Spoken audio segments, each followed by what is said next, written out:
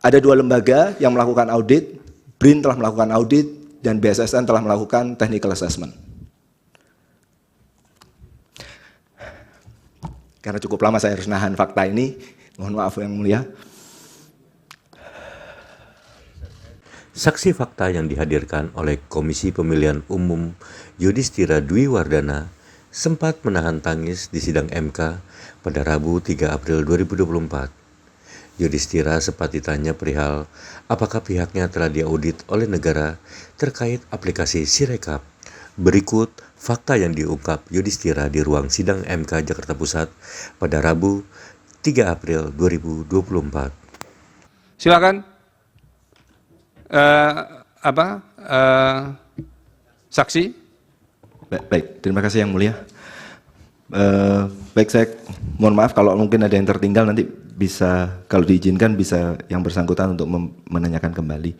Jadi saya mulai menjawab dulu. Saudara saksi, kalau yang mirip dijawab gabungan saja, nggak usah per orang ya, supaya agak lebih efisien juga. Baik, jadi ketika tadi ditanyakan terkait dengan penanyaan bahwa apa sih yang membedakan Situng Sirekap 2020, Sirekap 2024. Jadi di Situng tadi sudah disampaikan bahwa yang menginput itu adalah pertama, jadi para KPPS itu harus melakukan salinan sejumlah saksi, dan itu relatifly kalau kita bicara itu juga relatifly yang sangat membuat capek buat rekan-rekan di KPPS ya. Habis itu yang nanti akan melakukan scan, input dan kawan-kawan itu akan dilakukan oleh teman-teman di kabupaten kota. Di Situng 2020 itu sudah mulai diotomasi gitu ya, tapi jumlahnya hanya 3 halaman. Beda dengan Situng 2024 yang satu TPS-nya jumlahnya 75 halaman. Jumlah TPS yang terlibat saya kurang hafal 200 atau Sirekap 2020 Pak. 270 kabupaten ya. Kalau yang ini jumlah pemilihannya lebih banyak, jumlah TPS-nya jauh lebih banyak. Kalau nggak salah sekitar 200 ribuan seperti itu. Jadi secara scale itu berbeda kita bicara.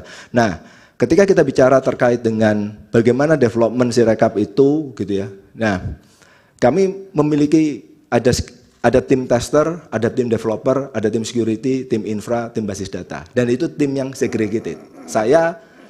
Karena saya kebetulan adalah security, jadi saya harus ngecek semua kerjaan. Makanya kayaknya itu sebabnya saya yang harus datang ke sini untuk menjawab pertanyaan di majelis ini. Oke. Nah, ketika kita bicara terkait dengan apakah mungkin orang di dalam itu melakukan pengubahan atau seperti itu. Kalau kita bicara, kalau dia punya authorization, dia bisa. Tapi itu sebabnya kalau di kasus yang Lampung tadi, itu kita bisa tahu itu siapa yang melakukan, jam berapa dia melakukannya, IP-nya berapa, kita semua catat. Karena di dalam security itu ada 2 pendekatan. Yang pertama kita mencegah kejahatan atau kita mencatat kejahatan. Karena orang kan kalau kita bisa mendeteksi, oh ini penjahat, ini orang baik, nah kita lakukan pencegahan. Tapi kan bisa saja orang yang kita deteksi sebagai orang baik, ternyata lambat laun dia melakukan kejahatan. Belum tentu orangnya, tapi bisa saja perangkatnya disusupi oleh malware. Itu. Jadi kami melakukan pengetesan dengan tim yang terpisah, dan masing-masing tim bertanggung jawab atas hasilnya dan ada cross check dan kawan-kawan. Nah, ketika kita bicara tadi ada pertanyaan gitu ya, apakah memang benar bahwa kami itu sudah merasa paling benar? Tidak ada yang sempurna di bawah langit ini, dan itu yang saya pahami dan semua rekan-rekan kami. Apakah kami sudah diaudit? Sudah, kami diaudit. Bisa dipakai. Ada 2 lembaga yang melakukan audit, BRIN telah melakukan audit, dan BSSN telah melakukan technical assessment. Karena cukup lama saya harus nahan fakta ini, mohon maaf yang mulia.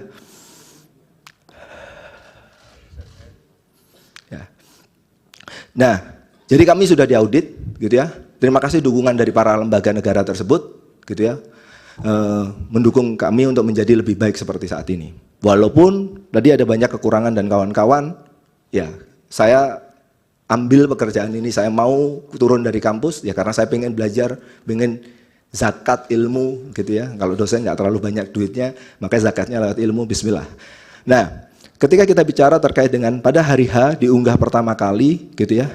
Lalu sistem itu bagaimana sih melakukan pengecekan? Tadi sudah disampaikan, kami akan mendandai data-data yang kita anggap saya menyebutnya visi atau aneh secara anomali. Tapi kita tetap terima, Pak. Kita tetap terima karena ya itu tadi ada statement yang sudah menyatakan bahwa di salah satu screenshot itu ada juga menyatakan bahwa ini data ini sudah benar. Jadi itu statement KPPS, ya sudah kita ambil statement itu. Nah, kami punya pengecekan secara rutin, tapi kita tidak mengaktifkan pada saat pertama untuk take down. Jadi, nah setelah saya lupa hari kedua atau malam hari ya Pak ya, yang kita akhirnya kayaknya kita Pak Hasim dan jajarannya memutuskan ya udah kita pakai automated take down. Jadi kalau sudah lewat angkanya kita nggak langsung publish. Jadi suara yang dari KPPS itu nggak langsung automated publish, kita lihat dulu. Teman-teman kabupaten kota harus melakukan verifikasi apakah memang benar angkanya segitu, karena kita menyebutnya angkanya angka ekstrim. Itu yang kita lakukan. Tapi fitur itu tidak kita enable dari awal. Karena apa? Karena ya kita awalnya sudah punya husnuzon menyatakan bahwa lah itu kalau statementnya dari teman-teman KPPS ya begitulah kejadian yang mutlak terjadi di lapangan. Ya, kalau kita punya delegation, kita harus memberikan authority, kita harus memberikan trust di situ. Tapi ketika kita lihat perkembangan seperti itu, ya terpaksa switch itu kita aktifkan. Baru teman-teman itu mulai bekerja. Nah, lalu ketika kita bicara terkait dengan Sirekap ditutup dan kawan-kawan, sebenarnya tadi Sirekap itu Bapak Ibu sekalian yang biasa digunakan oleh rekan-rekan, itu kami sendiri tidak pernah menyebut itu adalah Sirekap. Tapi itu info publik. Pemilu 2014 itu adalah info publik. Sirekap 2024 itu adalah info publik, mohon maaf. Sirekap seperti websitenya mungkin sirekap-web.kpu.go.id, itulah tempat orang nyetor data, memperbaiki data dan kawan-kawan. Nah, itu yang sebenarnya tidak pernah tutup sampai sekarang juga. Untuk keterbukaan informasi publik, teman-teman di daerah masih berusaha mengumpulkan hasil yang masih belum ada gambarnya dia nih, sekaligus juga melengkapi kayaknya form rekapitulasi ya Pak ya, hasil rekapitulasi. Jadi kita punya mekanisme itu. Nah, kalau kita bicara kenapa kok sempat dihentikan proses update ke dalam info publik atau pemilu 2014 atau kalau masyarakat menyebutnya adalah Sirekap gitu ya. Nah, pada waktu itu adalah karena kita tidak yakin gitu ya, karena kita tidak yakin bahwa ini data yang sudah kita terima benar atau enggak. Ya sudah, yang sudah masuk kita bereskan, yang sedang dalam antrian ya jangan keluar dulu, nanti keluar kotor disalahkan lagi, repot lagi kita nggak pernah tahu mana air bersih mana air kotor. Jadi itu dugaan saya, karena ya saya tergantung dari arahan dari tapi itu setelah kita berdiskusi seperti itu kebatinan yang saya tangkap adalah oke, karena tidak yakin dengan data yang baru ini malah jangan-jangan bikin blunder, stop dulu, yang sudah keluar kita bersihkan, yang baru masuk kita sembari filter itu pelan-pelan.